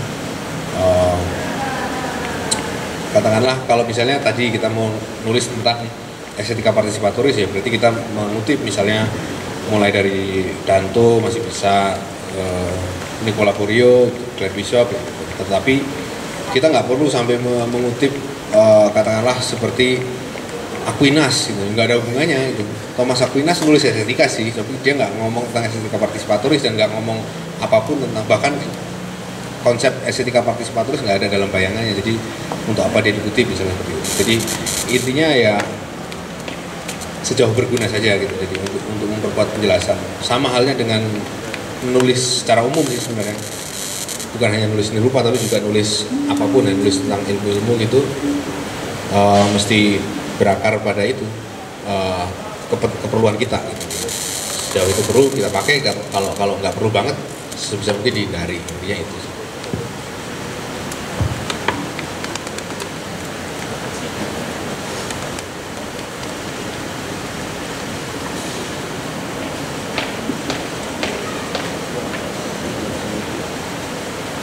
Kita masih punya banyak waktu sebetulnya, kurang lebih 20 menit lagi sampai menuju jam 1.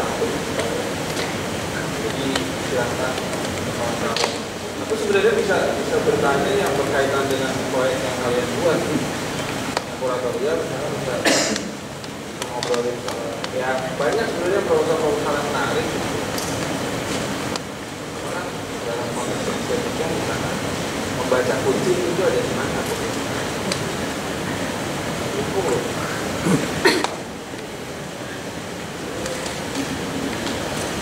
Itu dicetak lagi nggak mas? Itu ya, lagi dicetak. Iya, lagi diperbaiki.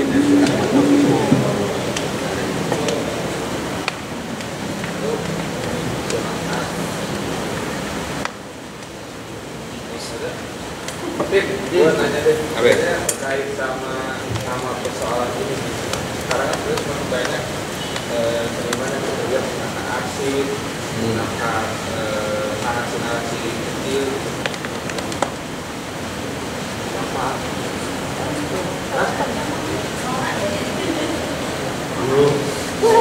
Dulu pakai mic, dia nggak pakai mic. Apa-apaan ya? Ya itu kan kekuasaan lah begitu bentuknya.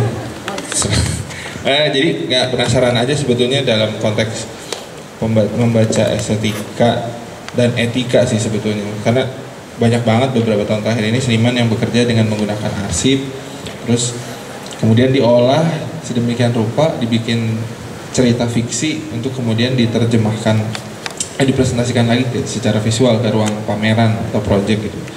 Nah sebetulnya ya itu dalam beberapa tulisan dan buku kan sebetulnya itu disebut sebagai fictional art kan gitu. Cuma gue masih agak sulit gimana ya membaca itu, memetakan itu sebagai praktek estetika, terutama pembuatan fiksinya ya. Maksudnya tentu saja presentasi visualnya oke gitu, dia bisa dibaca secara formal. Cuma bagaimana menjelaskan peminjaman cerita itu kemudian diolah, dijadikan sesuatu yang fiksi, dan kadang-kadang kan memang itu yang dicari ya, maksudnya kontroversi di antara sejarah-sejarah yang tidak terbaca oleh orang ini gitu. Dan etikanya sebetulnya di mana sih gitu ketika seniman meminjam cerita tertentu atau data-data tertentu kemudian diolah personal, dipresentasikan secara lain gitu. Gitu aja. Gimana ya?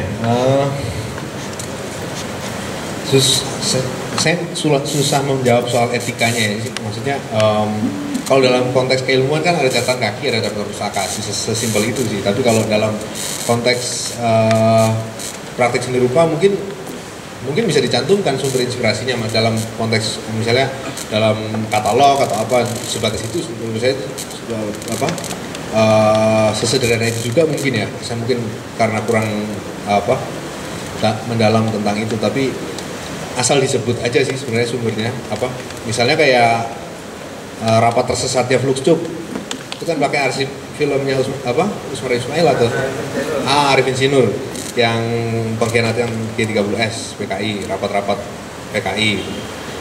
Nah saya nggak tahu apakah dia menyebut, tapi itu sudah udah kanonik ya, udah ikonik lah, maksudnya dalam pengertian kita ngelihat itu gambar itu udah tahu kalau itu karya film itu gitu. Jadi mungkin itu yang dimaksud semacam menggunakan arsip kemudian diolah gitu ya. Ya. Untuk masalah etikanya saya pikir hanya terbatas pada masalah ini sih, masalah pengutipan sih, maksudnya dari mana sumber media atau sumber arsip itu diperoleh. Itu cukup disebutkan dalam katalog mungkin atau dalam publikasi yang mendampinginya gitu. Tetapi masalah pemelesetan atau apa itu saya pikir nggak, di situ justru kita nggak perlu dibatasi oleh etika, maksudnya kita boleh melesetkan segimanapun kan, maksudnya justru kalau kita masukin unsur etika di situ kita harus setia, harus menghormati orang yang sudah membuat itu pertama kali, kayak Arifin Sinur bikin pengkhianatan G30 SPKI, menurutku malah beda sama spirit awalnya, spirit untuk mainin itu gitu. Jadi kalau dari etikanya sih kayak gitu, tapi kalau dari unsur estetikanya, maksudnya dari kajian tentang untuk mengevaluasi sejauh mana karya itu baik atau enggak, ya mungkin yang bisa dijadikan patokan ya sejauh mana karya itu bikin perspektif baru yang sama sekali berbeda dari karya yang lama gitu, sejauh mana dia bisa mengubah gitu loh. Maksudnya menghadirkan pembacaan baru terhadap kenyataan sekitar, terhadap dan juga yang akhirnya mendorong ke arah perubahan hubungan sosial kan, seperti itu. Kalau saya sih ngelihatnya kayak gitu mungkin. Dan penggunaan arsip mungkin kayak yang dibikin sama Iwang juga gitu ya. Ya itu bisa dilihat sebagai apa ya? Jadi bagian dari praktik kesenian yang mirip seperti tadi postdisipliner. Jadi menggunakan bahan-bahan yang sebenarnya yang secara konvensional berada di luar seni, misalnya dari sejarah, dari ilmu-ilmu, dari ya kebanyakan dari dokumentasi sejarah sih, untuk kemudian dipakai dalam karya. Dalam arti itu sebenarnya lebih ke yang dinilai kemudian kan proses bagaimana bahan mentah itu ditransformasi menjadi karya gitu. Jadi sejauh mana memunculkan gambaran baru tentang kenyataan sih, balik-baliknya ke situ lagi kalau menurut saya. Jadi ke sejauh mana kesadaran orang tentang satu hal itu bisa berubah sama sekali dengan adanya karya itu. Sejauh mana citraan yang ditimbulkan itu membuat orang terkejut dan seterusnya. Kalau hanya mengulang yang lama, tentu saja hanya mengulang arsipnya, maksudnya memamerkan arsip secara langsung tanpa diolah itu kan tentu nggak akan punya daya kejut itu gitu. Dan menurut saya seni rupa justru praktiknya bekerja di situ, jadi menghasilkan daya kejut dari kenyataan gitu, kenyataan yang ada yang selama ini mungkin kita udah tahu, kita udah pernah lihat, tapi pun disuntik sedikit jadi kemudian punya warna yang lain, punya perspektif yang lain. Dan mungkin yang menarik kalau evaluasi estetiknya lebih ke situ artinya. Karena itu artinya menempatkan karya seni dalam konteks hubungan sosial dan dalam konteks perubahan sosial dan seterusnya, arahnya ke situ. Tapi kalau dari segi analisis tentang keindahan karya dalam pengertian yang konvensional ya akan sulit mungkin kalau kita mengevaluasi dari segi itu. Kira-kira gitu kali ya.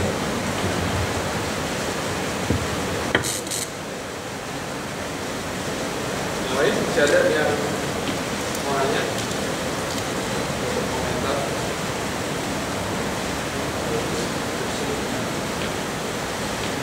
Dan lain-lain.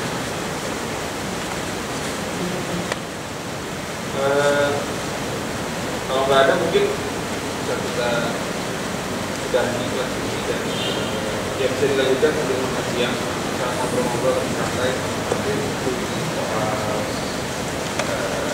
hal-hal lain yang kalian tanyakan. Tapi terima kasih Martin sudah mau berbagi tentang estetika di kelas ini, dan semoga apa yang kita bicarakan di sesi ini bisa berguna dalam tulisan dan juga proposal yang harus kalian selesaikan. Terima kasih, selamat siang.